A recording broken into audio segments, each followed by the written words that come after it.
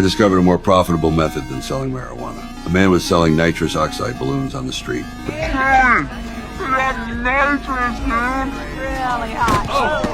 he got too high in his own supply first. This showed me a huge business opportunity. Normally a nitrous balloon costs $5, but if you take it to a music festival, one balloon can sell for $10. One canister of nitrous oxide can fill 350 balloons. You could sell at least 10 canisters per day, and the music festival would run for 3 days. The revenue would exceed $1 million. But how could we get large quantities of nitrous oxide? Fortunately, I knew Mickey, a bar owner. Since nitrous oxide serves as a whipped cream propellant, restaurants can legally purchase it in bulk. Come to think of it, I just might. Soon, 10 large canisters of nitrous oxide were successfully obtained. Next came the sales operation. Bodie, the marijuana shop owner, brought along his fat security guard, and the driver served as additional sales staff. Thus, the Tulsa Team 1 startup crew was assembled. The music festival was packed with people. The driver transformed into an ace salesperson and quickly sold all 10 canisters of nitrous oxide. This $1 million came too easily. But the easier money is to earn, the greater the risk. Soon, two thugs approached, saying we couldn't set up shop there.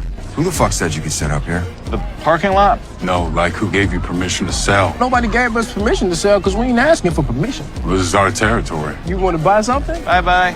The driver and Bodie thought they were just people jealous of our earnings, didn't pay much attention. The next day, the driver turned in all the sales proceeds. Of course, I wouldn't shortchange him either. I instructed him to increase tonight's nitrous oxide inventory, planning to make a killing. Little did we know that someone was already secretly targeting us. Remember those two thugs from last night? They were members of Tulsa's local Black Gravel Gang. The Black Gravel Gang, also known as a motorcycle gang, was primarily involved in nitrous oxide trafficking. When the boss learned that these two cowards hadn't driven away the people stealing their business, he became furious. How had he ended up with such useless subordinates? This is a threat to our very existence. Both worthless guys were beaten so badly their own mothers wouldn't recognize them. That night, the driver and others were setting up their stall when he suddenly noticed a group of burly men approaching aggressively. Without saying a word, they beat all my people to the ground. Back at the bar, this is what they looked like. I didn't blame them for losing the money and merchandise because this would make the brothers respect me even more.